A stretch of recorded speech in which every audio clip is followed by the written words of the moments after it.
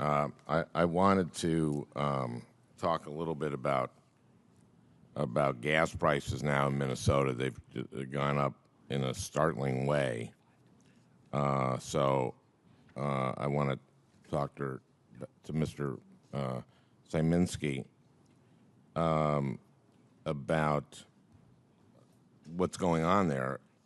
A month ago, we were paying less than $3.50 a gallon, but by the end of last week, prices were as high as $4.29 per gallon, and the spike is related to multiple refinery outages in the Midwest. While sometimes refinery outages are beyond our control, oftentimes they're planned.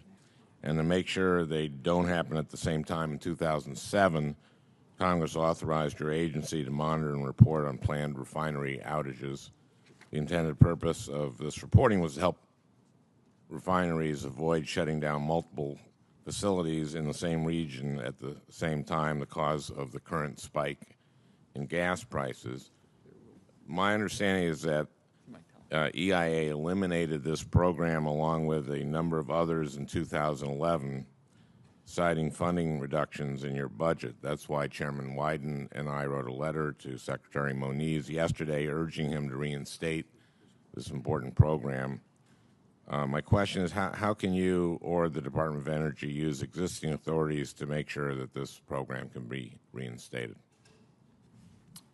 Well, thank you, Senator. And I guess that just in the past week in Minnesota, gasoline prices, according to EIA data, were up 43.5 cents per gallon for regular gasoline.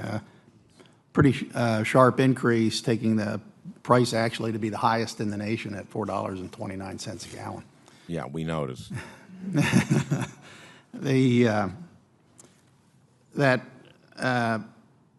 study that EIA was expected to do, planned refinery outages, was suspended, as you said, back in 2011 when EIA's budget was cut by over $15 million, or 14% of our budget.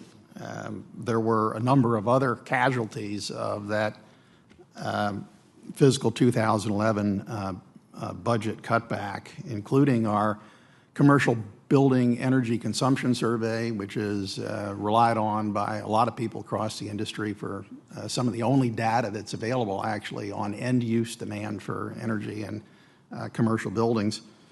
And one of the things that when I was in the private sector that I used very frequently, EIA's financial reporting system that had data on drilling costs that I found to be very useful. So I'm right with you, Senator, on the idea of it would be great if EIA had the resources to be able to get this kind of data, because I think it's important for the country to understand what's happening in energy area generally, and for the data to be of good enough quality that it could support analysis.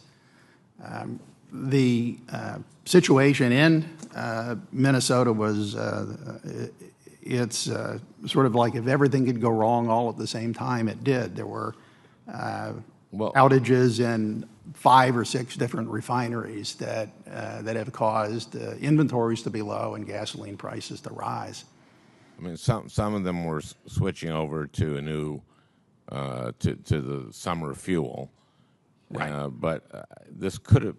Let me just ask you this: if the program were in place, could this have been avoided? It's possible. The industry, under current antitrust strictures, really can't consult with each other on when they plan to do maintenance, because to do so would violate the antitrust laws. The seasonality issues are there. There are also safety issues. Sometimes companies have to do these things for safety reasons.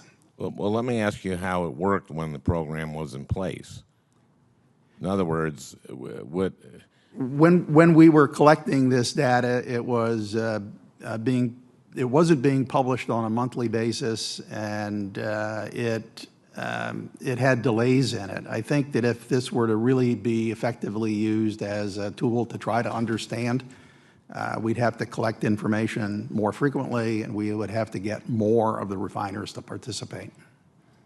So your experience in, did you use that program to help coordinate refineries so that they didn't have outages at the same time? Was it ever used in that way? It really wasn't being used in that way. And did the industry ever use it in that way? Did the industry go, oh, I see, okay, they tend to go out at this time, why don't we stay open? I don't think so, because the data was coming in several months late for it to be useful in that way to the industry. But it could be useful in the future. We could, I mean, this is $4.29 a gallon in Minnesota, and what you're telling me is that we've stopped it. You're saying that the program would have to be improved and the information disseminated in More quickly. more in real time, but that it could serve that purpose. I think it could.